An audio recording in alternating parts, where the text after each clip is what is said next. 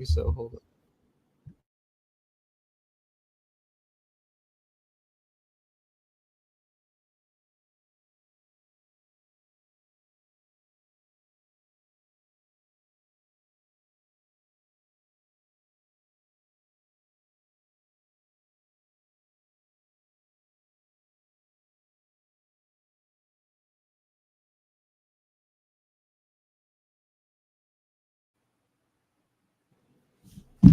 What's up, everyone? What's happening? So we're back, for better or for worse, and we've got. I think we just ripped the Band-Aid off, Chris. I think we've got good and we've got bad news, Yep. which is why we're live again. Yep. It is what it is, but we'll fill you in here in a second. I hope everybody enjoyed the stream. I had so much fun. The guests were friggin' awesome. It was, I don't know. For me, it was epic. Just having all those people crammed into a 24-hour stream. The end was really rough, and I have to say, Salem, never again 24 hours. I'm saying that right here, right now, live. Never. 12, maybe even 16. I felt good at 16. I felt really good at 12, but 24. I mean, Julian really saved us at the end. He thank God he talked about his pond. I will say that. Yeah.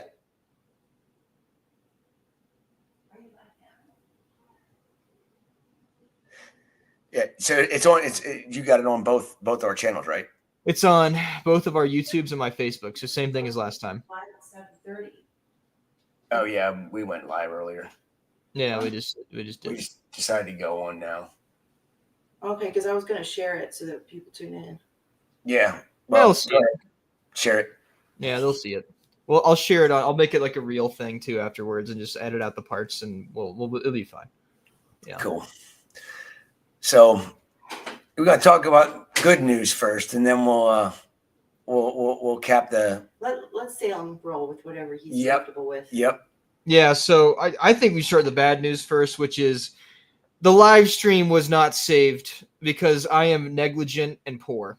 Is basically what it comes down to. So I had to have the $1,000 a month plan to save all 24 hours, and I misunderstood that. So I had the $100 a year plan, and not everything was saved. Most of the conversations were not recorded, but 10 hours of them were, which is the good news. So the first 10 hours up until Bob Stark, we have recorded. Those will be edited and uploaded on both of our YouTube channels, the hour segments.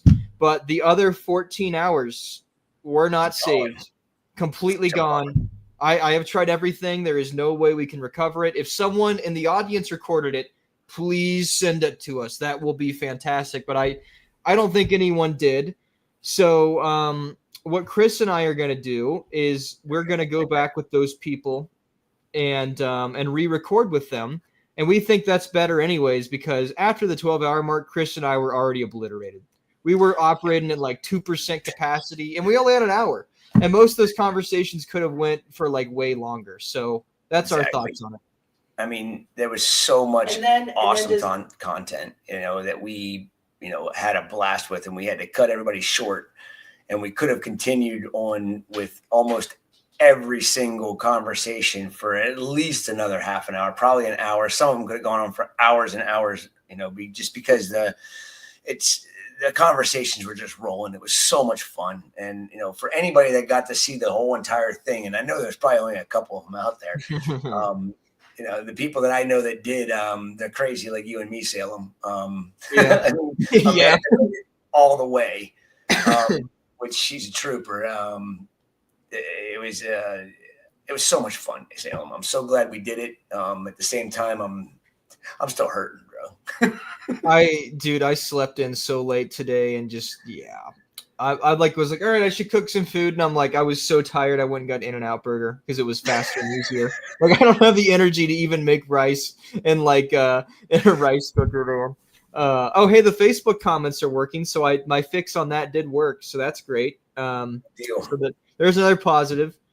Yeah. So I think maybe what we're going to do is we're going to recap the conversations we did have, because redoing these, they're probably going to be a different conversation. So if you missed them, there was a lot to learn from every single one of these different conversations.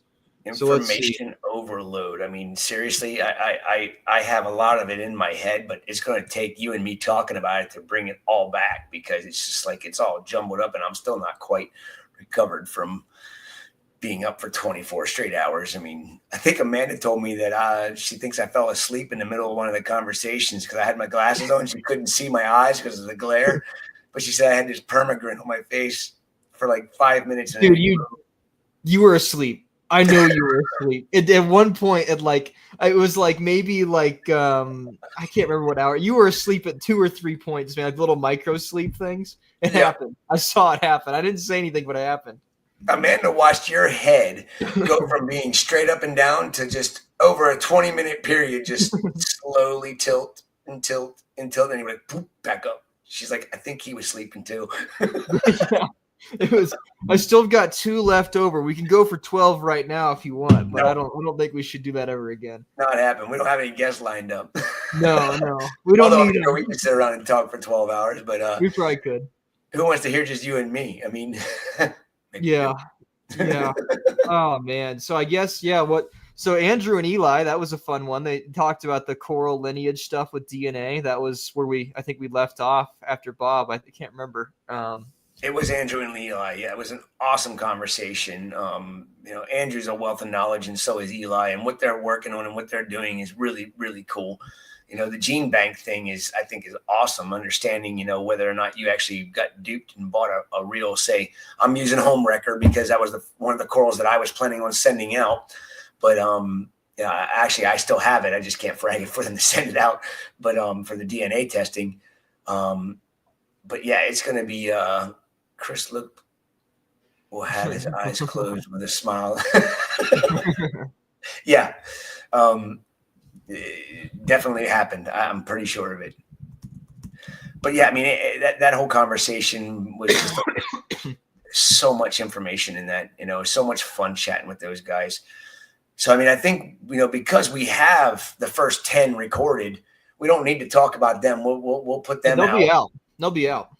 I mean, I'm going to talk about it anyhow. Our first hour I thought was great, and it went by super fast. And then, getting Tulio and Luca on to start the whole thing off I enjoyed that. They were both rock stars. I mean, they don't even know each other. And now I think they're going to be in touch with each other on a regular because, they're both good people. They both know lighting. Tulio is definitely the guru of anybody that I ever met. I mean, he knows his stuff really well, and it's nice to have him as a friend because when I have a lighting question, he's the first person I call and talk to. Yeah, I think the lighting knowledge that was produced, I don't think anyone has ever got to the point of finally saying these are a tool and all of these approaches are right in their own way. I think we all find, because me and you are always preaching about plasma metal halide T5, but I mean, yeah, if you look at it, LEDs have their place. It's about the coral. What's best for the coral you're keeping? And I think it was a really productive conversation. That was one of my favorites of the whole time. I like that one a lot. I can say that about all of them. So one of my favorites the whole way through it. So there wasn't a bad episode in the entire thing. And then we had who was number 2? Who was the second? I got to look at the list. My brain is still at 10% operational speed, man. We had Chris Wood. Yeah, Chris dropped a lot of chemistry knowledge, talked about a lot of the misinformation of the hobby, and just took that out in his Chris Wood kind of way of doing so. So, that's good. Chris and I have been friends for 18 years, and I learned all my chemistry from Chris. Yeah. And I can tell when there's bullshit going on with chemistry and when there's not. And I can also tell by products that are being used, and it's disheartening in some ways, but at the same time, listening to what Chris had to say, listening to real straight data from a scientist, I mean, he's such a wealth of knowledge, a good soul. And, you've had some great conversations with him. I know you just met him a couple of months ago is when you had your first conversation with him, and he enjoyed the conversation with you just as much as I did. I talked to Chris today. Actually, no, I messaged with Chris today. I told him I don't have time to talk. I'm too freaking busy trying to get stuff done because I overslept too. I made sure that my alarm, I didn't even hear it at 7:00. And I have two alarms every morning. It's the 6:30, which gets me awake, and then I have the one I call the old fuck alarm. You gotta get your ass up now and go. Yeah, this is the backup. Yeah. I didn't hear both of them. And then I set another one for 9 just in case. And I got up and I didn't get to work till 10:30. It was okay. My crew's great. Even though we got a new girl in there, she was, she's actually taken off really good and doing well. They knew I was going to be late. And we talked about the stream for the first hour that I was there. It was great. The new girl, Jessie, she actually was recapping some of it with me. Because she watched as much as she could until she couldn't stay up anymore. Dude, I took a 4-hour nap yesterday after it. Well, I sat down for a second. I'm like, all right. And then I smelled terrible. I'm like, all right, I got to get up and take a shower. So then after I began to fall asleep after the stream, I got up and then my vision just went black, dude. Like not out of dehydration. I've never experienced this. I was like, okay, I'm going to bed. That's really concerning. I couldn't see anything. So then I slept. I woke up after 4 hours and I said, all right, well, time to go to the LFS to get an RO membrane. So then I went and drove to my LFS. I had to get one to get my RO unit working so I could get water and get coral. And then I ate McDonald's and then I fell back asleep. That was my day yesterday. I ended up watching Gold Rush Whitewater. And then I've ended up falling asleep. So yeah, it was, tried to watch something I enjoyed and I'm like, yeah, I can't stay up anymore. It was like 11 o'clock when I finally went to bed, but I got a good 8 hours of sleep, but that still doesn't make up when you don't sleep for 24 hours. You just feel even worse after you wake up on 8 hours sleep. When I woke up, it's like when you wake up when you have like the flu. Have you ever had mono before? You had mono? Dude, so like when I had mono, like you wake up and you feel worse than like when you went to bed. That's how I felt for sure. I woke up this morning and I hurt. My body, like I had like my back. The thing no one talks about with this is my back hurt, dude. From setting up straight, like for 24 hours straight. You have to like shift your legs. I like lost blood circulation at one point in my legs, I think. It was weird. I'm standing in the kitchen. Was that yesterday morning? No, it was yesterday after I woke up from my little nap that I took. So yesterday morning, dude, Isaac comes walking over and I was standing there going through the 60 or 70 text messages that I had that I didn't reply to over a 24-hour period of time. I'm going through them and Isaac comes walking up to me and goes, Dad, what's wrong with your feet? And I'm like, I don't know. I look down. I'm like, oh shit, they're purple. Oh God.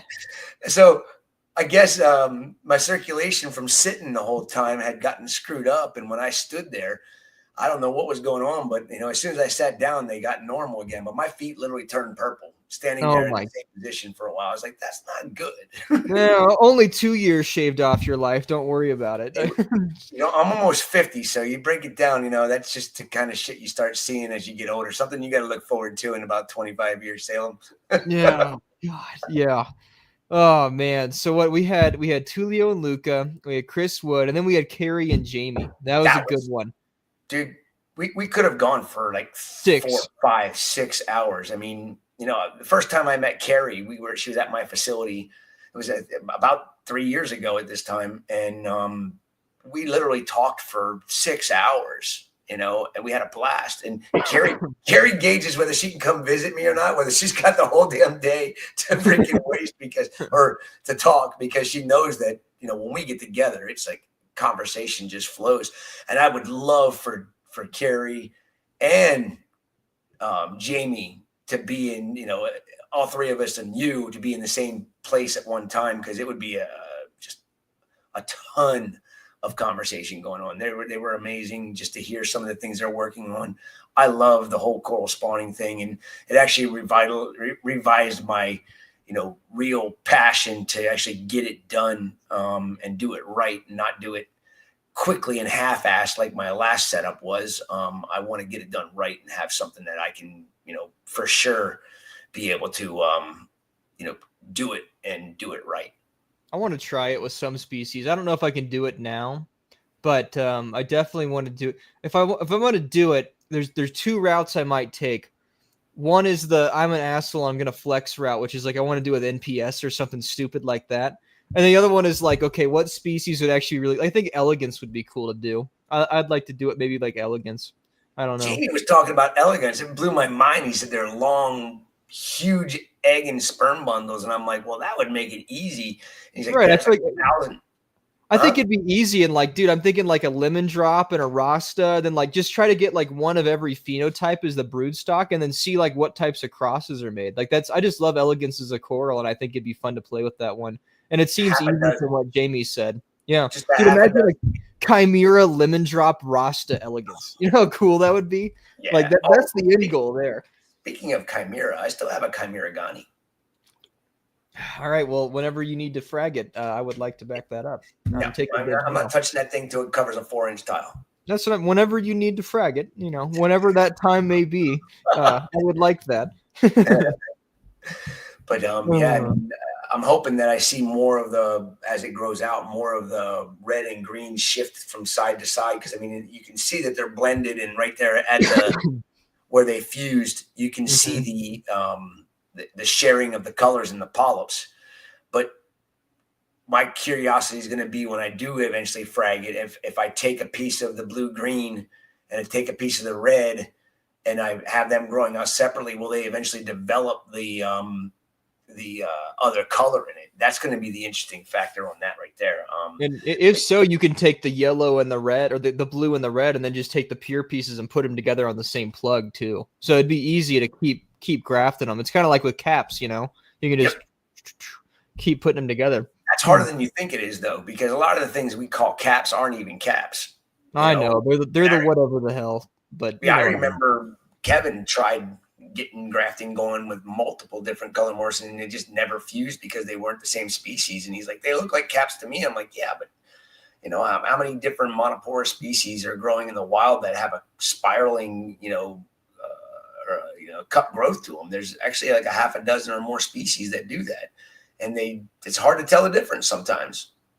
Man, when I was at Top Shelf when I was in Orlando, I just like, Kevin, I want you to show me every single thing you're playing God with. And he just went in like 12 random sumps. Was like, well, look at this one. Like, he's doing some crazy stuff he's not talked about yet. It's like, what in the hell?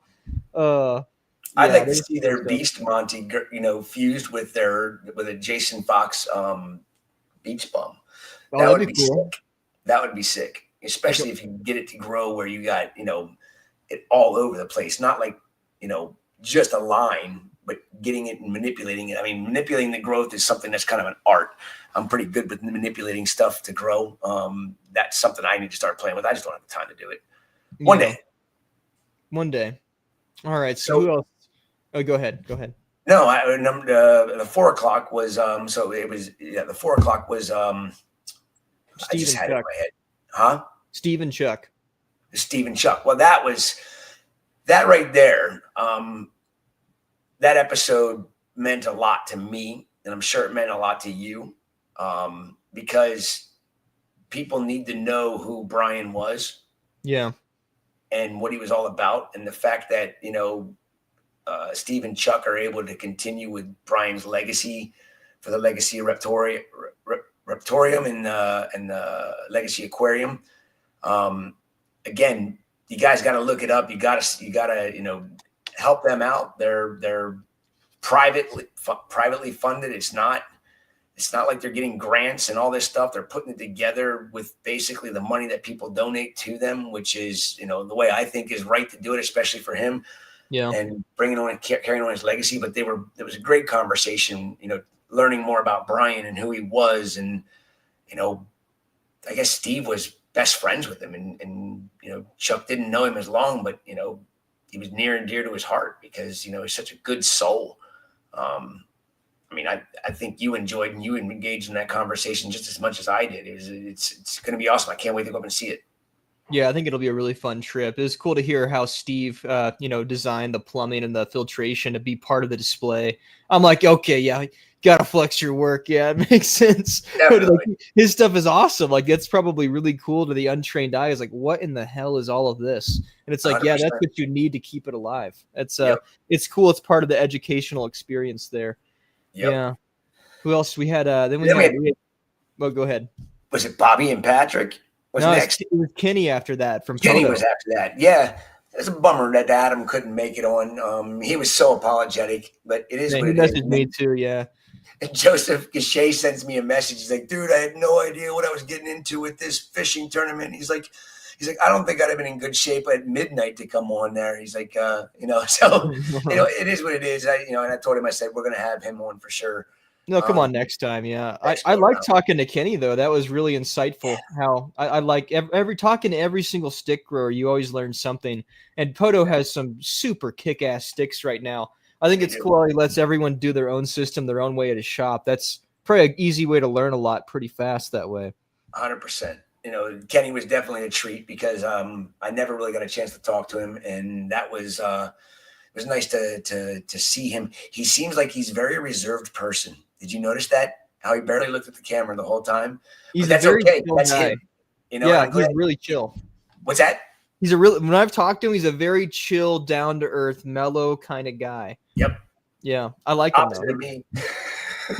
I think he helped level us out. Like it was an evening factor, I think. Agreed. But everybody's got to check out Poto, Piece of the Ocean. Good stuff. Amazing, healthy corals. I can't wait to start doing some trading with him. I'm sure he'll gladly send some stuff to your new projects you're working on when it comes down the time to it. I hope so. We'll get Adam next time too, and make sure that it works well for him.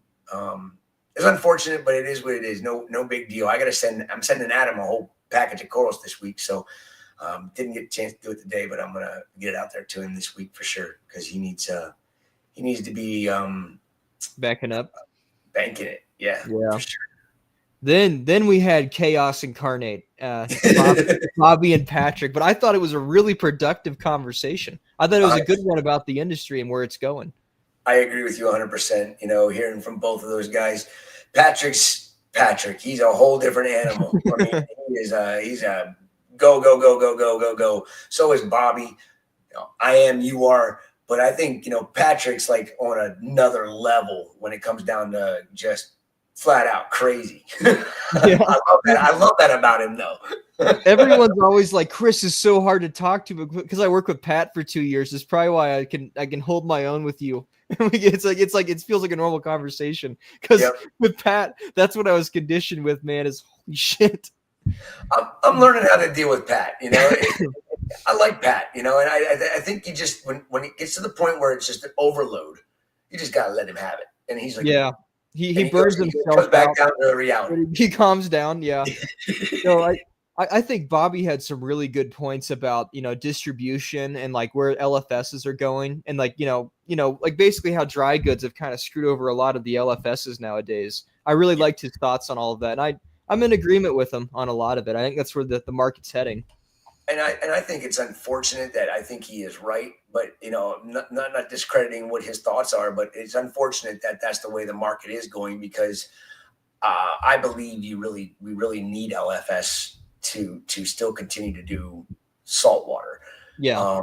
The thing that I see, I agree with Bobby, but at the same time, I think that we're never going to see the freshwater departments of these LFSs go away. Yeah. And the ones that are just doing straight saltwater are going to be the ones that suffer the most.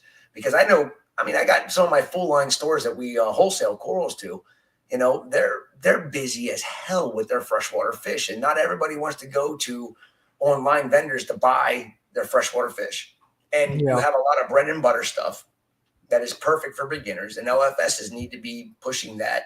They need to get the high end stuff as well. But on the freshwater side of it, neon tetras, baby, all day. What's that? It's a neon tetras, baby, all day. Flower horns. They ordering them online is like, for me, that's like no. Yeah. Why would you order a neon tetra online? And not support the LFS for that because you can go there and get your neon tetras. They're going to have them in stock on a regular basis. They're bred in captivity. Yep. And I think as more and more corals are available for aquaculture side of it, there's going to be like the full line LFSs that have saltwater, freshwater, reptiles, this, that, and everything else that the bread and butter beginner stuff will still be, it'll be like the freshwater, fish. The bread and butter is going to be readily available at a good price, and I think that's how it'll be with saltwater and with corals down the road. That's the hope. That's the hope. That's the optimistic. It doesn't catch up fast enough, and the LFS can't, keep going because of all the online going on. But, I'm hopeful that we'll never see LFS go away. Hopefully not, but I think he's right. It'll hopefully just be livestock. Maybe it would be good if drop shipping did become the norm for gear and equipment, and LFSs were just livestock. But I don't know if that's sustainable. Probably places that got to do dog and cat stuff too, where they have the real high volume stuff. I mean, it's unknown what's going to happen. It's scary. Hopefully it works out for everyone. We shall see. But that was a great segment having those two on. It was full of energy. It was good information. Yeah. And then we had Mark, Sanjay, and Michael. Yep, Mark, Sanjay, and Mike. Yep. That was a really good one, and it was supposed to just be Mark, but, Mark wasn't even sure if he was going to be able to do it. And it worked out that he was able to do his live that he normally does on Miller's Reef.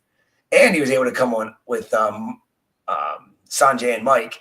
And, we had to get somebody to back up in case Mark wasn't able to do it. And, I feel bad, they weren't B-listers. They were, they're on all these other podcasts all the time. And I was like, Salem and I both said, we'd love to have them on, but we got to see what we get for this whole lineup. And then it just worked out that we were able to get them on there with Mark. And I'm glad we got them on because they're OGs, I like the conversation. Sanjay's doing some pretty cool stuff with experimenting with his system. He didn't change out the sand or anything. So I'm excited to see the microbiome data. Oh, yeah, for sure. So that was good. It was good to have I think I had a 40-minute break during that one. I didn't take a break. I had to talk about it. It was too interesting to me. I listened the whole time. I didn't stop listening, but I had to get away. I think at that point my legs were starting to feel a little bit weird from sitting. And then between that and the next break was just pure hell on my legs. Dude, we need to have a close. Well, we're not going to do 24, so it's not a matter. But that next break should have been closer in time. I was drifting at like 3 a.m., which is 5 your time. I was hurting then.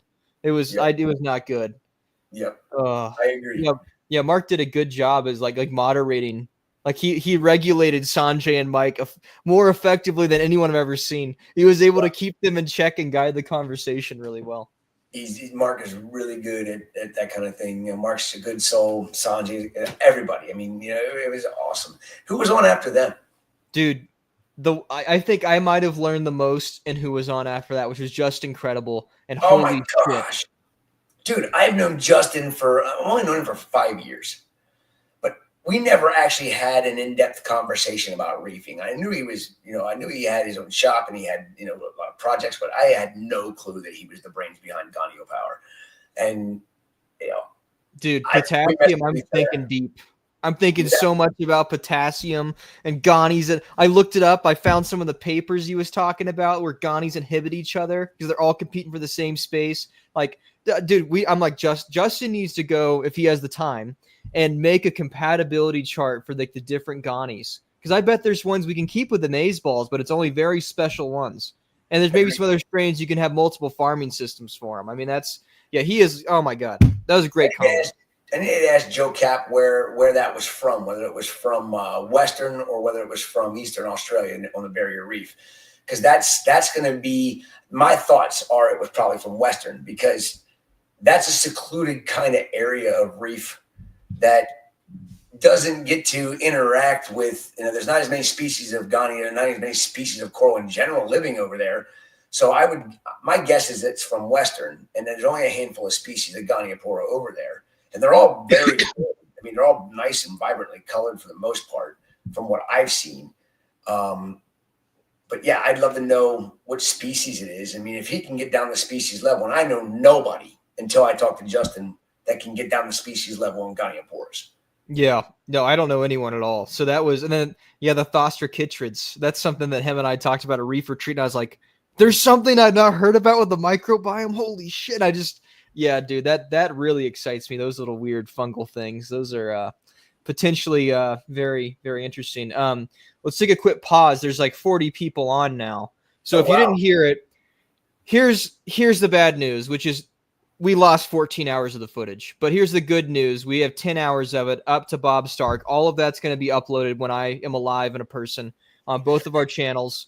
And then what Chris and I are going to do is we were brain dead by then anyways, so it wasn't our full effort in the conversations, and we had hour caps. So we're going to go back with all those 14 guests and talk to them for longer than an hour, and we're going to re-upload those talks. So if you experienced the whole thing uninterrupted, it was a mystical time, and many people will not get to experience that, but we're going to try our best to replicate that to everyone. So that's what this is for, is I messed up, my bad. We're fixing it. It is what it is, you know. So then we had Bob Stark. Bob Stark. You know, Bob was you know, I like Bob a lot. You know, he's like an OG. He's got, you know, one of the best lines of products out there on the market. Yep. Scientifically configured, not just thrown together. He's on the top of my list. I got 3. There's 3 that I recommend to people, and he's in that top 3. So that says a lot, because I'm very picky and particular about anything that goes into my system, and I put his stuff in my tanks any day of the week. Yeah, Mark, you didn't help plan it, so sorry we didn't listen to you. We love you, Mark.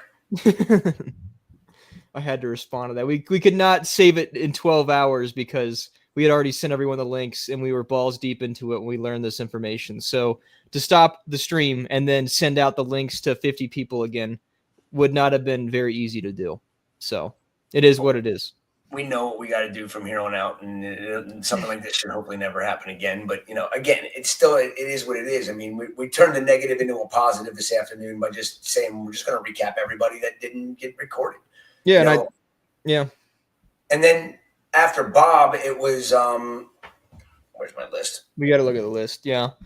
But yeah, no, I was a failure. I definitely messed up on that. I did not do my due diligence. But also that version of StreamYard was $1,000 a year, and I could not afford that. So yeah, I probably needed like OBS or whatever, where I could have screen recorded it. But we're not ever going to be doing 24 again. We're going to do 12 hours. So we won't have this problem again. But yeah, we should have listened to you, Mark. Yes, I completely 100%. agree.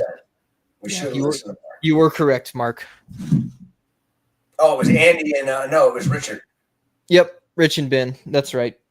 Rich and Ben. So Rich and Ben, their characters, we all know their characters. The conversation was good.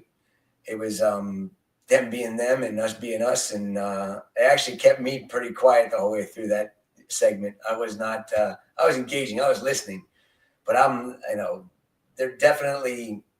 I like both of them, and they have their own style, and that's part of the reason why we had them on. They're good souls, and we're happy that they came on so that we could, fill in a slot. That helped a lot. That was right when I lost all my energy. And Rich and Ben are really great at keeping the audience going. And when we turned to, I think at the end of it, we finally started having a really good conversation about our beefs in the industry and how to educate beginner hobbyists better. So yeah, I think we needed a break before that. I needed to take a nap and then get energized again, because that was my energy started to finally start to go down and down and down.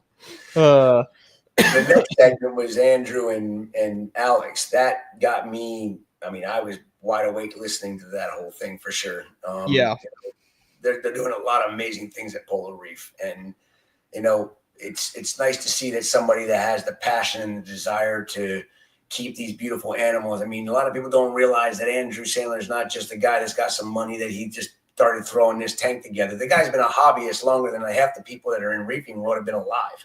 Yeah. I mean, he's been a hobbyist since the 90s, or even before that. And, he did well for himself, and he's a crazy man. He was able to build a freaking whole other building, a whole other room on the house that he got just to put a massive, tank, and then the lab, and then all the other aquariums he's got. And, being able to do things that I can only dream of doing because he has the means and working with him. I work with him all the time. I mean, I told Andrew and him and I talk on a regular basis lately, as a matter of fact. And we've talked over the past few years, ever since, I started talking to him right after Jake passed away.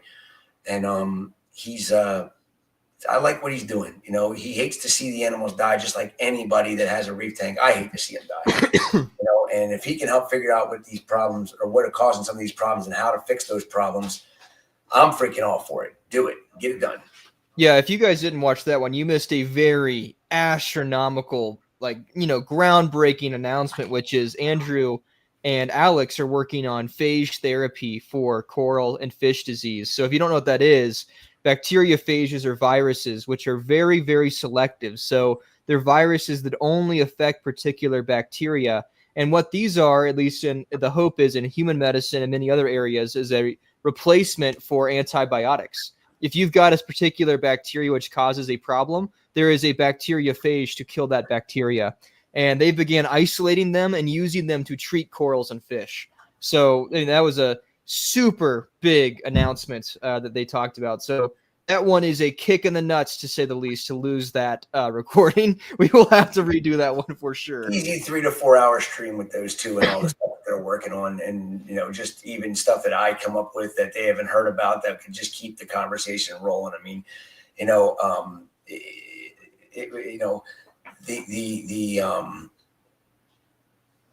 we miss that one? What? Andy and Eli, they were before. Oh yeah, they were before. We talked about their talk a little bit earlier though, in the beginning.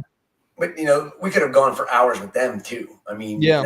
We did talk about them for a brief minute, but we'll talk about them after Andrew and Alex were done with that. I mean, I don't know what else we can say other than, we're going to have them back on again, and we're going to do this all over again, and have another conversation with those two about, the things that way people can tune in, but that could be a 3 or 4 hour thing, dude. I mean, seriously, some of these hours that we didn't get recorded could be a couple of hours when we actually redo it and get it back on, and get it going again.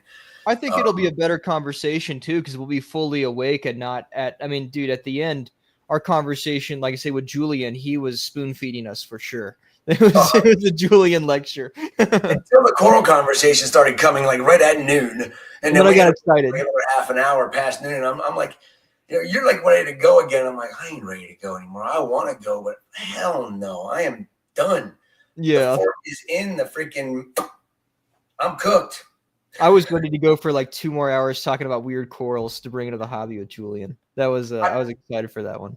I probably could have, but then I'd have been even worse off. Maybe that'll be our redo convo with him, as we can have him explain his plans for the pond and update that, and then we say, all right, what are the corals we need to get into the hobby? Let's nerd out about weird corals. I think that'd be a good one. Let's start making a list of stuff that I can import. Yeah, that's going to be, just a geek out coral. That's not going to be something that people in the hobby are going to want. Just something we need to have because we're a geek. Yeah, that should be our talk with Julian. I was really enjoying that. That's definitely. Yeah. So Andrew, Eli, they talked about the ability to use DNA technology to prove the lineage of corals. That was pretty cool stuff. And then Andrew talked about all of his AI based stuff. He's got it's got a database he's building. There's like nutrient logs now. All really cutting edge stuff that I hope can really make it to market and make an impact. Exactly. And then after Andrew and Alex were on the conversation, I'm bummed about all the conversation, but this one here with Don Gilson, the reason why, I was adamant, and Salem, of course, agreed with me to get Don Gilson on, is because the guy's a reefer at heart, but he's a collector. And when you dive the Great Barrier Reef for your life, for your livelihood, and you see everything that he has seen over the decades of diving the Barrier Reef, the habitats these animals live in versus the conception of what people think they should be giving the corals, in most cases, is completely wrong. And getting him on there to talk about, the fact that most of these corals don't see a lot of light in their life. I mean, they get it. the sun's pretty freaking powerful, but when you have silty water is the way you live your life for the majority of it. You get a couple of days, a couple of weeks, a year where the water is not moving so much that the silt's up and blocking out that light. That was a great conversation. I mean, just people that are in the reefing world that enjoy the corals, especially, newbies could get a lot out of that. And even seasoned reefers can get a lot out of it, because there's a lot of corals that seasoned reefers can't even keep alive. And it's probably because they don't understand where they're collected from and the environment that they need to thrive versus survive it or die. Yeah. And that was, I've had these conversations with Don 100 times though. It's like, I really appreciate you allowing me to just ask him the questions I wanted to know. Like that was, like it's what I said during him. I'm like, you're like the reef sage at the top of the mountain. He was like the oracle, man. I was like, all right.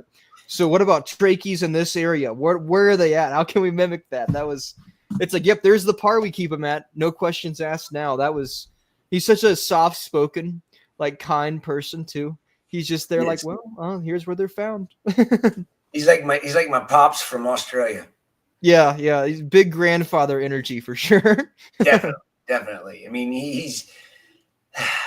the guy would, up until just last year, the guy would go diving. He would go on 6-8 hour dives, collecting corals under the water the entire time.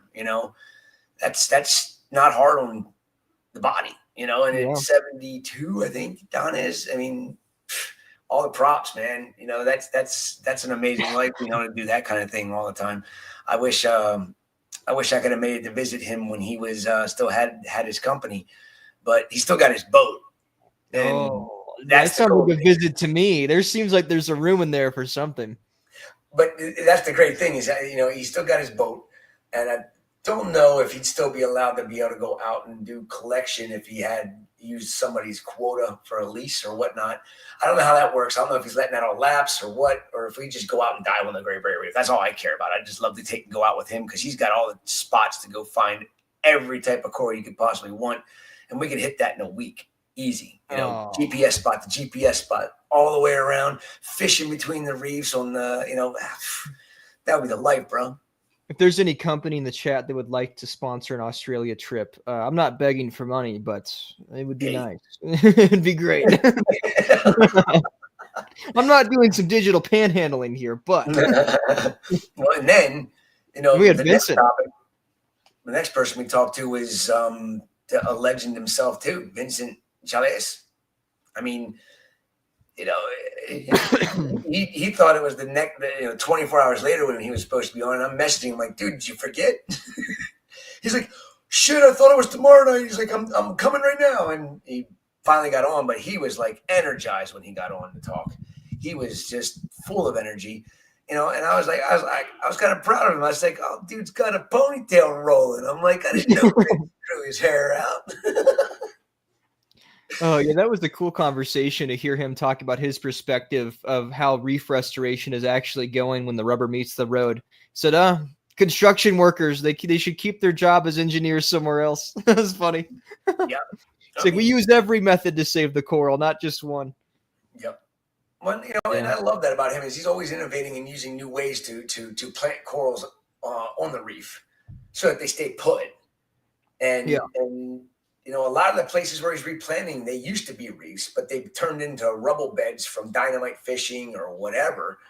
And, the water in the area is still perfect for keeping a reef or for growing a reef. But once that's destroyed and then, all the wave action, all the rubble gets blown away and sand piles on top of it, it ends up becoming this desert under the ocean. And he's turning those deserts back into full-blown reefs, which is bringing the fish back, which is bringing fishing back to the communities. As long as they're not out there freaking blowing them up again and they're using ethical means of catching the food that they need, Vincent's going to be a huge part in bringing that all back to the coastal areas that lost them because of illegal fishing. And he did it in the Red Sea too, not just Indo. He's global doing this type of thing. We had conversations about the Red Sea multiple times when he was, contracted to go over there. And I remember the first time we were talking about him cutting corals off the reef to go put on the mariculture. And he's like, a sledgehammer and a chisel didn't work. He's like, you had to get a bigger sledgehammer and a bigger chisel in order to get these corals off these reefs. And that's mind blowing in itself. The fact that the density of the water from the high salinity is making these corals grow slow and so dense that he said bone cutters broke in his hands. Stainless steel bone cutters snapping when you can't even bust a piece of coral. That's pretty intense. Oh, here, Randy just had a comment here I want to respond to because I don't know how to respond on Facebook, but this was the conversation we had with both Don and Lyle. So even though there were not images, we were specifically asking, where is this coral found? Where is this coral found? In order to try to mimic that so we have more success. And I think because we're going to be re-recording with Don and Lyle, hopefully, we can probably get them to bring some pictures and video, I'm sure. So that'll be something to stay tuned for because that's the goal. How do we mimic nature so stuff lives better? And to answer that question a little bit more, we'll never be able to recreate what's happening in the ocean where these animals come from. The only thing we will be able to do, because our water in our tanks are going to be crystal clear, and the majority of LPS corals don't live in crystal clear water. They might live in crystal clear water for maybe a month out of the year when the different seasons tides are right and this and that. But what we need to do and we need to understand is we just need to mimic the amount of light that they receive. And that's the only way we're going to get close to it. But for an LPS dominated reef aquarium, the lighting doesn't need to be super intense at all. I mean, it's proven fact in my farm because all of our LPS are in the lowest light areas of the tank, which could be as low as like 60 to 80 par, as much as, up closer to the halides could be up as much as 200 par. But for the most part, they're in very low subdued light compared to what people think they need to be in. Can they live in the intense lighting? Of course they can. Can acros live in low light? Of course they can. But if you don't have the nutrient balances correct and the food correct and all that other stuff, it makes it quite difficult to keep those animals.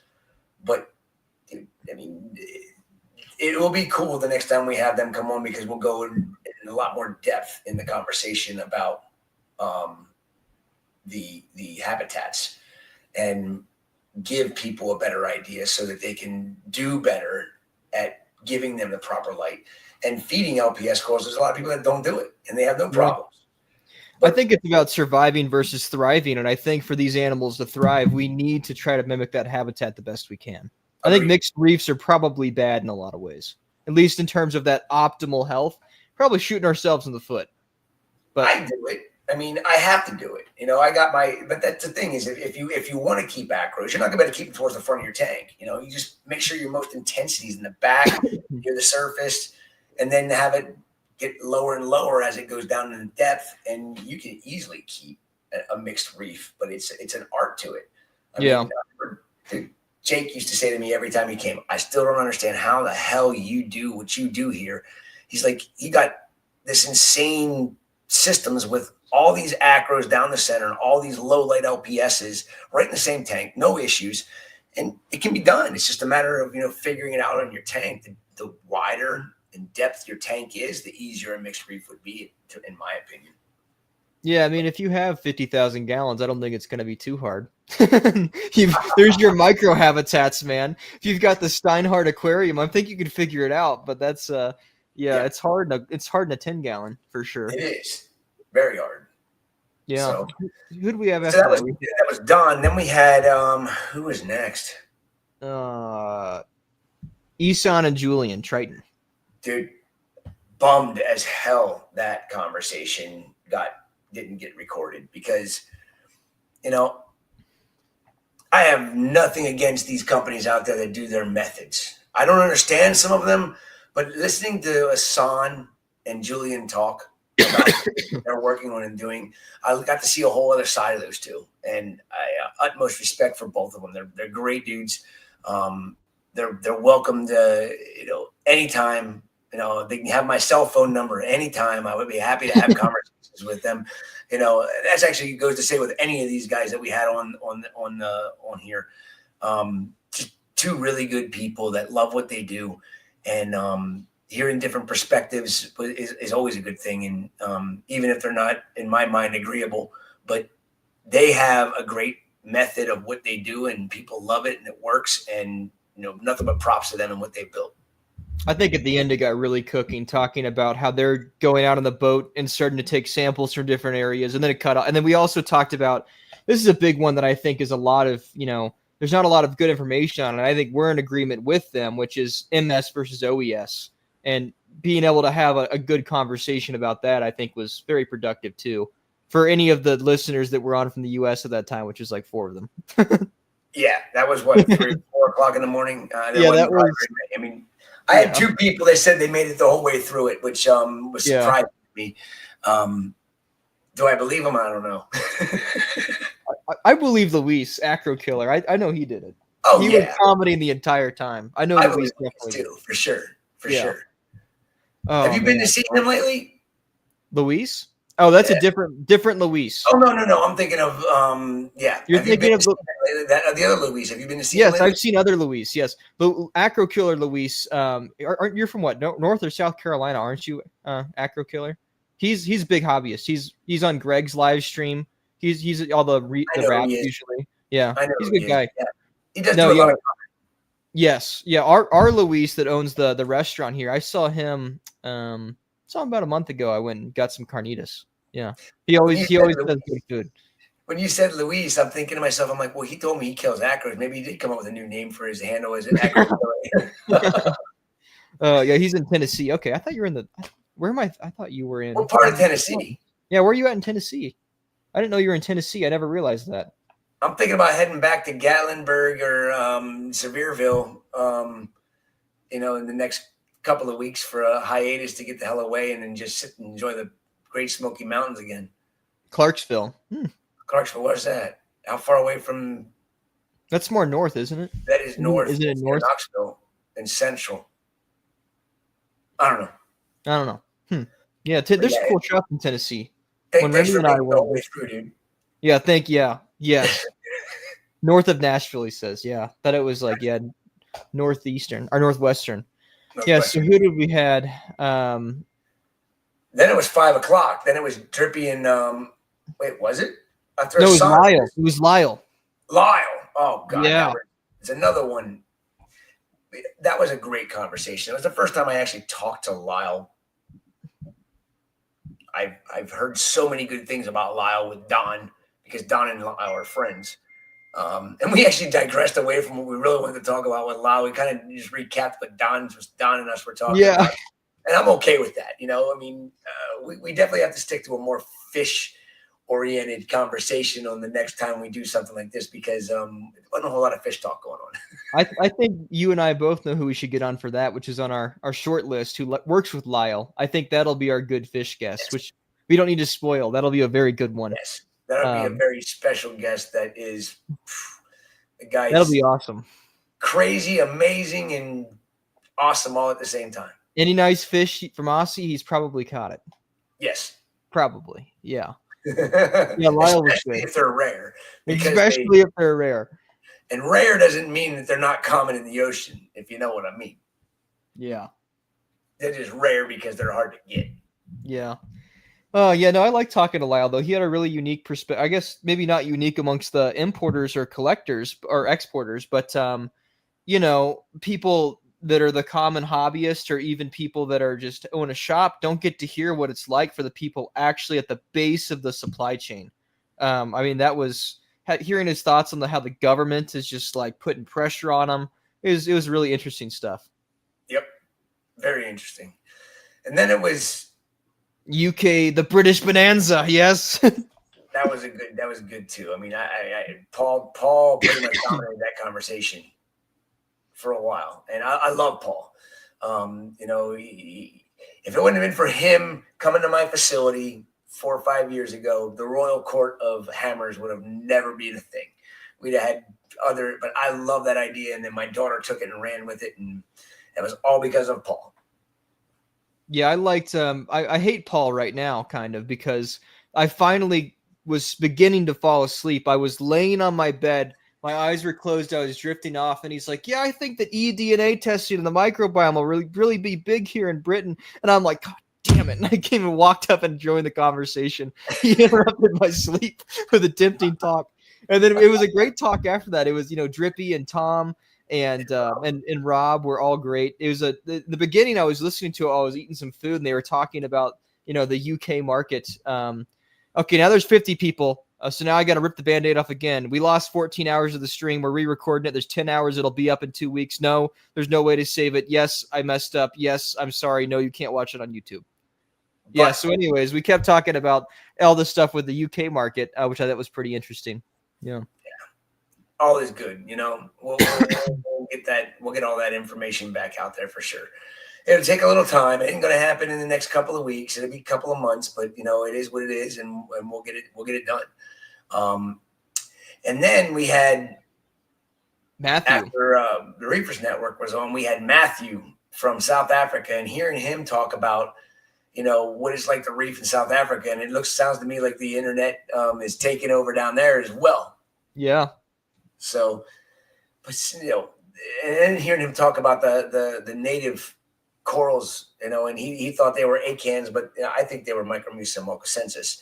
I wish got to have him send us some photos of what he's able to get locally, because there might be some really cool stuff there, but unfortunately we're not going to be able to get it over here in the States because there's not going to be any CITES permits for it.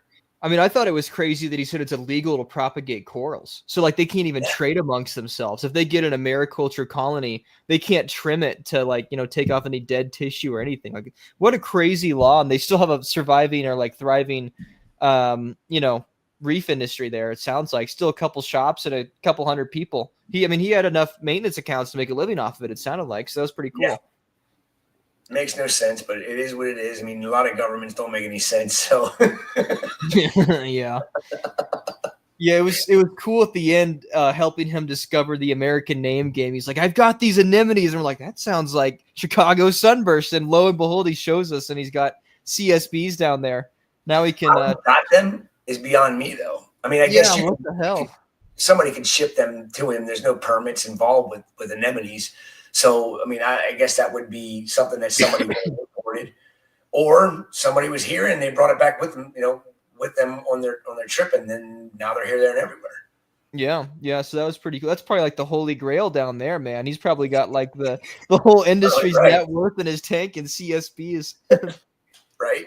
Oh man.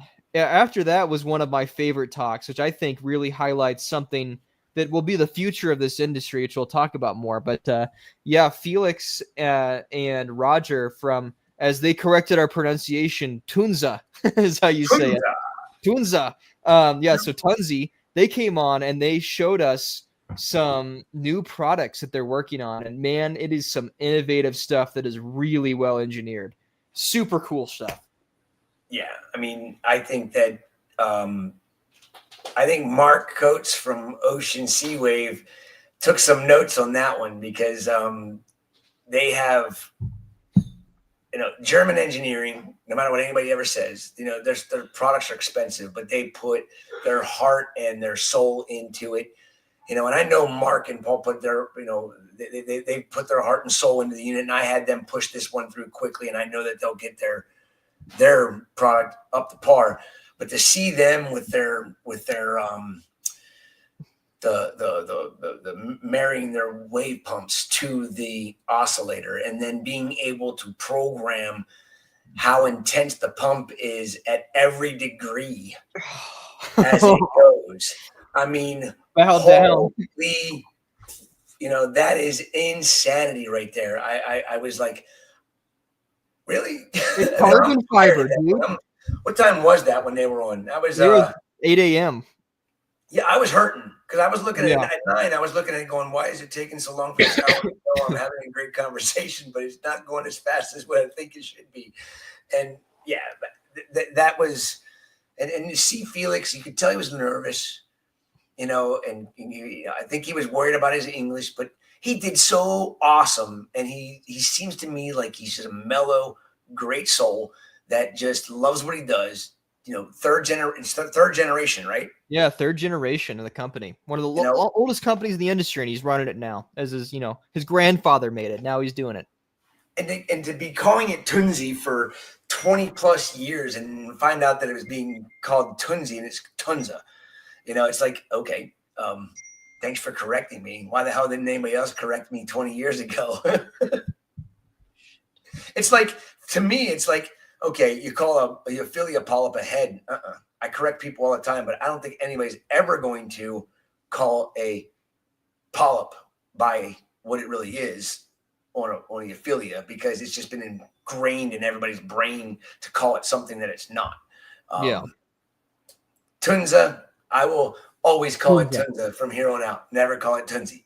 Yeah, it was like very like warmed my heart because Felix, it's like, oh man, maybe they won't like me. And every single positive comment I highlighted, you could see he had like a big smile on his face. And he would stop for a second as he was explaining, and then he would go back to why it took them 12 months to engineer a corkscrew to silence the water on their protein skimmer. That protein skimmer blew my mind. I mean, that was one of the things that was like, holy cow, that's like, okay, it's a protein skimmer. And then when he showed me that, I'm like, no, that's a protein skimmer. Yeah, it was doing cool. It to just to make it.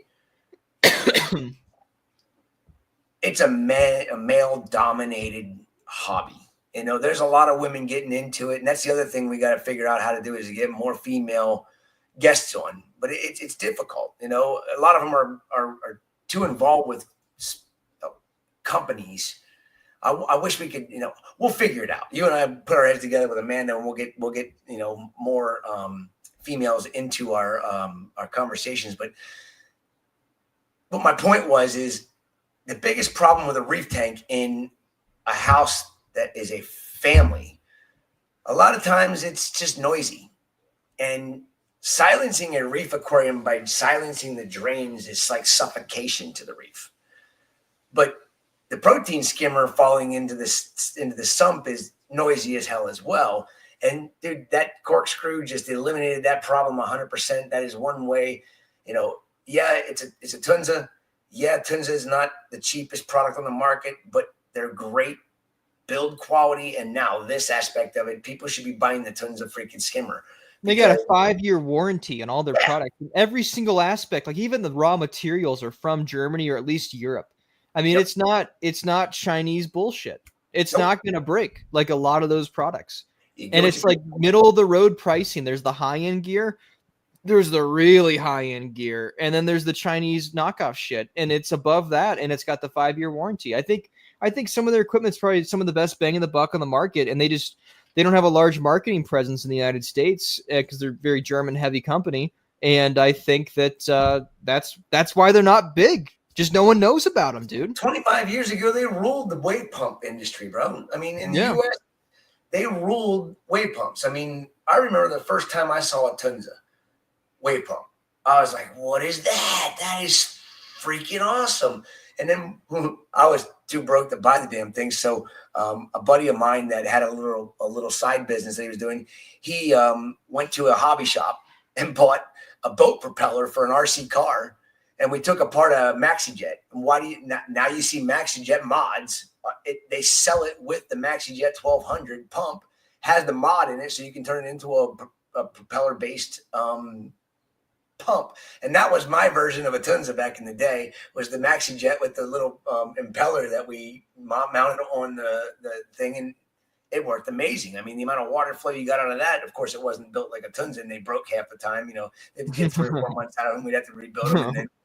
And then, then somebody came out with a Maxi mod that they were selling, and that was great, but it still didn't compare to the Tunzas. I mean, and then I guess we had other manufacturers come out with pumps, and with their marketing abilities here in the U.S., they kind of took over, and Tunza kind of fell on the wayside. And they were always still here, but they just never were pushed. It's time to. I wish there was more of a level playing field with it, and we had more marketing for all of these manufacturers to be able to get people to choose what they want, and not just choose one company and have kind of a monopoly type deal with it. I don't agree with that. You should have the ability to. We should have more reviews on all the different products out there, good, bad, the ugly, and then let people make the decision themselves. But I think Tunza needs to make their presence more known here in the U.S. because they got a great product. I think with their oscillator, they predicted maybe around $600. That single oscillator with their larger pump could be enough for many 4-foot tanks. And it's $600, and you save money compared to any other wave maker on the market, especially those that have monopoly in terms of marketing. And that's with the pump. That's with the pump and with an app and with controllability, and it's truly random flow. I mean, it's it's dynamic, not knocking any company. Not knocking any company. Yes. But I like tons of stuff, and I think that they've suffered because of lack of marketing, while inferior products have excelled because of good marketing. That's my opinion. Yes. So, all right. After that, we had Justin Yeager and Till Deuce talk about, Ecuador and Panama and all the aquaculture there. That was a fun one. That was a really fun one for sure. I mean, you introduced me to Justin a little over a year ago, and we had some great conversations, and we went back and forth a bunch of times on a lot of different things, and we weren't able to work things out to make it work.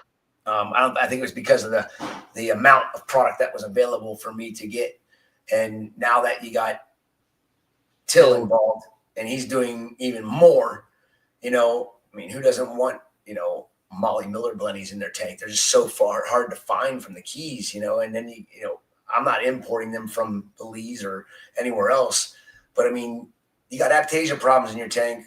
Tank raised Molly Miller is going to be probably a really good price, and we'll see what we can do. I mean, I would do them. I would do the aquaculture stuff that he has available, because he got a lot of cool gobies and blennies and stuff like that. That's all good reef safe stuff that be tank raised that you don't see much coming out of the Caribbean. Dude, I thought the coolest thing you talked about, those little mini urchin species. Yes. I've never heard of those before. I guess Biota and ORA carry them sometimes, but where the hell are those? We need urchins for 10-gallon nanos, and the full size is that big. That's so awesome. He's growing those things out too. And yeah, like I said, coral spawning, they could be great for. And then there was a lot of species that he was looking to bring to the industry. So lots of the different blennies and things we were looking at that seemed quite interesting. So it's a cool one for sure. Yeah. Definitely a cool one. Can't wait to see what kind of zoanthus they have culturing. That's going to be cool, because we don't see a whole lot of new stuff on zoanthus, and to have something new could be huge. I mean, it could be a huge marketing thing for them, for us. I'm looking forward to getting in touch with them and hopefully being able to support them in any way I can. The Wild Bill, as we called it, the serial killer. We have to name it after him, I guess. That was a fun little tangent too. That was crazy. That was the point where I was so tired and my vision was blurry. I was like, are they saying, I didn't know if my mind was playing tricks on me. They're actually talking about a serial killer. That was crazy. Yeah, exactly. And that was 9 o'clock, dude. I remember that I remember a lot of the conversation, but I remember that it seemed like it was going slow, but it really wasn't. Yeah. It was just because my brain was slow. I was completely shutting down at 9 o'clock.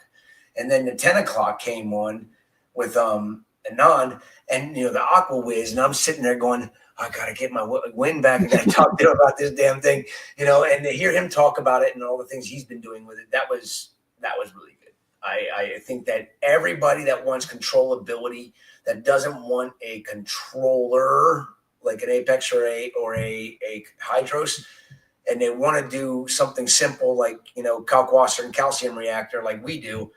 I mean, honestly, like I said in the stream, I love my Apexes. They served me well, and the Hydros are great.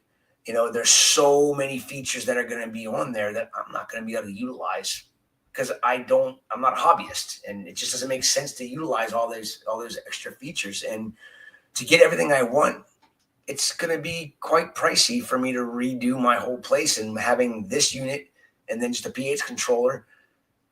Yes, I won't be able to see it on my freaking, You can. You can hook it up to the Apex, remember? That was cool. So I can always keep the Apexes rolling and just hook it up, and I'll still be able to see my readings. So you can see it on the app on your phone. It's compatible with any controller, yeah. Forgot about that. Yeah. That was my tired brain not remembering that one. The hell's the downside, dude? I don't see one. This seems like a pretty cool unit. Yeah. I agree with you 100%. It should work out well. I think I'm going to sell a lot of my old automation gear to get one. I want one. Yeah. For sure. So I got to have one to give it a try. And then if I like it, I'm going to be getting, every calcium reactor needs one. Yeah. And being able to test your alkalinity every hour on the hour and keep your system dialed in because of,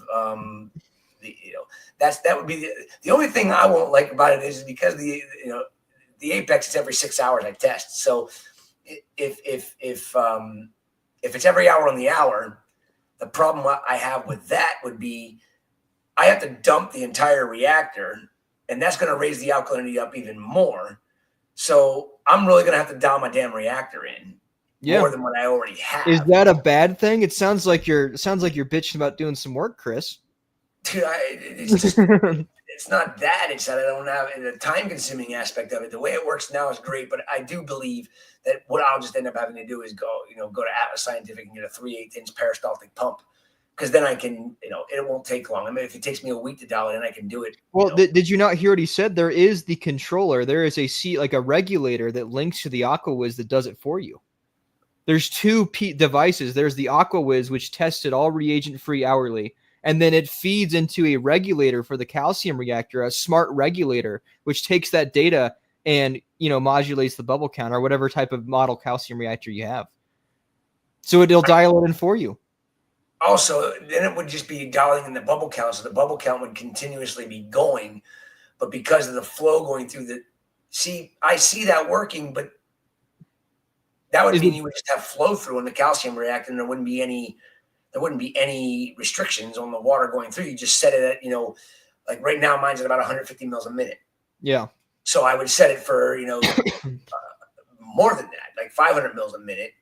And then the bubble count would determine the alkalinity value that would be that is my understanding of how it works, but I also don't know because I have not used one. But that's my understanding of how you would set things up. I mean, but maybe I am completely wrong. I can just see that being that I would use a hell of a lot more CO2 because, there's 12-hour periods. You're trading it for stability, though. What's that? You'd be trading it for a lot more stability, I feel like, or at least marginal stability. I think I can do it the same way without the bubble count being adjusted. I think I can do it with the peristaltic pump and the amount of effluent being, probably. In the system. And I don't want to have, I don't want to shut down water flowing through the reactor unless this really does allow me to get it dialed in, and then it just shuts down the bubble count and shuts down the water flow. And then an hour later, it could kick back on and go and push, keep water flowing through it. But I don't want the anaerobic bed that's going to form, because that's what would end up happening. Say for alkalinity, it's like 6 or 8 hours that go by and it doesn't even have to run the bubble count. And they say it's 12 hours it goes by, because it does happen on occasions. Yeah. But again, I guess if it was dialing it into 0.03 or 0.3, it's just going to be on and off, on and off, on and off. It'll probably be, I would assume it'd be on and off if you have it with that, there's going to be like very little plus or minus if you're really wanting absolute stability. So it'd be on and off constant, like a heater. Yep. At that point. Yeah. Yep. So then I guess turning off the water flow through the thing wouldn't be an issue. So I got you. Yes. It actually might be able to, what's that? I said, I don't know though. I've not used it. So there's a lot of comments in the chat about people that have used it. And yes, cool. Here we go. You're overthinking it, Chris. from Greg. I tend to overthink anything when it comes to my animals until I understand it fully. So it tracks your water flow too, and it does it with AI. So yeah, that seems pretty cool. So is that with a peristaltic pump, or is that with a because that's the only way I guess you can control the water flow is with a peristaltic pump. You can't just have it, because I have a gate valve that I adjust my flow minutely. So a peristaltic pump would allow you to adjust it by a mil a minute. Or 50 mils a minute or whatever. So if that's how it works, then I see it being freaking revolutionary for sure. I know it has the internal peristaltic pump that it comes with. So there is a peristaltic pump you can use in the AquaWiz. So maybe it links with that. I don't know.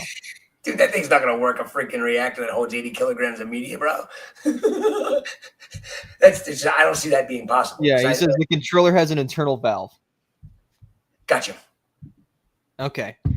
So that was that, and then we talked about some sticks too. So, but the AquaWiz was like the first half, then sticks for the second half. Yep. And that was kind of a similar conversation to Kenny, talking about smoothies and different methodologies we use to grow and color SPS. And then we had the community worship service at the end. Yep. With Julian, the Godfather, the man, the myth, the legend, the guy at that point, I was dead, man. I couldn't talk. I couldn't think. I didn't know what was happening. I didn't know I couldn't feel my face. Well, I'm a bit exhausted still, and what the heck did I just do? You still there? Yes, Yeah. yeah. I Yeah, blocked you. I don't know how I did it, but you blocked blocked me. out the whole screen. I was like, damn it. But yeah, I think we did a good recap here. I mean, hour and 14 minutes. It's enough for people to get an idea and, come in, and you've said it enough times. We'll say it one more time. Yes, we recorded 10 hours was all we got, unfortunately. So 14 hours was lost. But Salem and I are going to make sure that those 14 hours, probably end up being 30 hours total when it's all said and done. Yeah. Hell yeah. We'll get all those guests back on and then recap it with them, and get them all back on so we can get their content out there. And I mean, we apologize. We're kind of novices at this whole live streaming thing. I've only ever done it from my damn phone. Salem's done it a little bit here and there, but something that long was not done at 24, and I had a lot bigger budget doing it last time. We should have listened to Mark. But hopefully, I think this is on Facebook and both YouTube. So if you're here, and please subscribe to ACI Aquaculture's YouTube channel, my YouTube channel, and I put my link in the bio if you'd like to buy some merchandise or donate to me. That's the last time I'll panhandle like that, because you heard it probably 24 times last night. You won't be able to find ACI by looking up ACI. I've done so damn many videos with so many other people that you can't even find my YouTube channel. So if you don't put in the @ symbol with and then ACI Aquaculture all together, you're not going to find the page. Link please to ACI. Let me try to find it. I'll put it in there. Please like it, subscribe to it. We ended up jumping up almost 100 subscribers by the end of the 24-hour, and it's still not that many because we really haven't done a whole lot with our YouTube channel. But we're going to be starting doing a lot more with the YouTube channel here as things roll forward. And I don't want everybody going on and looking up ACI and not finding the channel. So the more subscribers we get, the better chances that our channel actually pops up when you punch in ACI Aquaculture. Yeah, I just put that in the chat, and this was our intention. I think with Tunza, I think that kind of maybe even complain of the gear side going forward. So we've got a lot of ideas with that, and I sent a lot of messages last night. So stay tuned for something around maybe Black Friday. So I think that's our next one. Yeah, we got some really cool things we've been talking about popping up, and and I'm going to tell I'm going to start being a lot more present on things. Chris Wood and I started something a while ago called the Reef Agri-Science. I don't know if you've ever seen any of the episodes, but we only recorded, I think, 6 or 7. And then there's a lot of just weird things going on in life and business and this and that, and we got away from it. We started talking about going back into doing it. And Chris and I were basically talking about the chemistry. So when you and I start doing some things, we're going to have to leave that for what Chris and I started. We can cap on it for sure. But Chris and I are going to continue doing the Reef Agri-Science thing as well, plus the things that you and I plan on doing here down the road, which I can't wait to get up and rolling. It's going to be quite interesting to see the reception from that. I like that last comment from Putang was, it was like a reefing conference, on YouTube. And 100% right, man. That was we had it, and that's the kind of thing I got from a lot of people was, dude, nobody's done anything like this thing. Markna was amazing, and this was like different, and we got a lot of freaking feedback already. I mean, I got multiple messages about it. I'm sure you did too. Hey, K13, you can suck it. I'll be in California. Come straight to my face, man. I don't know what the hell that is. I had to respond to that. Sorry. No, it's all in good fun, everybody. Appreciate the shout out and the kind words. I mean, Salem's going to have, with Novel, all that you plan on putting up on that is going to be awesome. I can't wait to see all the stuff you're able to put out. And, it's just, it's new and it's exciting. And, you're going to get rolling here. I think this, all that we did in the last 24, 48 hours is going to help get you going. And, I'm here to help you out. It'll be a dual thing between that and something else we'll talk about pretty soon. So I want to talk about it. We can't. Yeah, no, everybody's gonna be like, what are you talking about? We got to leave it quiet. There's a secret. You'll hear it soon. There's a secret coming out, y'all. There's a secret coming. Maybe 2 weeks we'll talk about it. And it's going to be super exciting. There's going to be some that really don't like it. But there's going to be some that probably do not like it at all, but there's going to be a lot that do. And we're worried about the lot that do. We're honestly not really worried about any that do. We're going to have fun with it. So it's being real is what it is. Real Reef Talk 2025. That was what we wanted to call this stream. And I think we had some real conversations. I think we really took into account a lot of different perspectives, scientists to vendors, to people importing and exporting, you name it. They were on there. I don't think it could have gotten any more real than what it was. Because nothing was scripted. Nothing was scripted. Which is why we lost 14 hours. But, it was maybe a little bit too real. Right? All right, Salem. All right, everyone. We've been on here for like an hour and a half already. So that was that was our recap and our news from today. Please subscribe to it both. Support us. I'm going to be doing, a t-shirt that says, I survived the 24-hour live stream with Chris and Salem with our logos on it. So that'll be a fun one. So if you survived, consider getting one of those to wear at the shows and stuff. Be pretty funny. So, but I think we're going to go to bed here. It's like 6:30. I think that's bedtime for me. I'm still tired, man. 8:30 here. I got to go eat some food because I only ate one meal today. So it's time to go eat and crash. Yep. Shark Week's on. I got to watch Shark Week. Oh, yeah, go watch Shark Week. That sounds nice. All right, everyone. We'll see you. Thanks for tuning into the 24-hour live stream, and stay tuned for a lot more, including a 12-hour live stream sometime soon. So thank you all for the support, and we hope you enjoyed it. And sorry we didn't get 14 hours of it, but we'll make it up. So definitely. Thanks, everybody. Have a good night. See ya.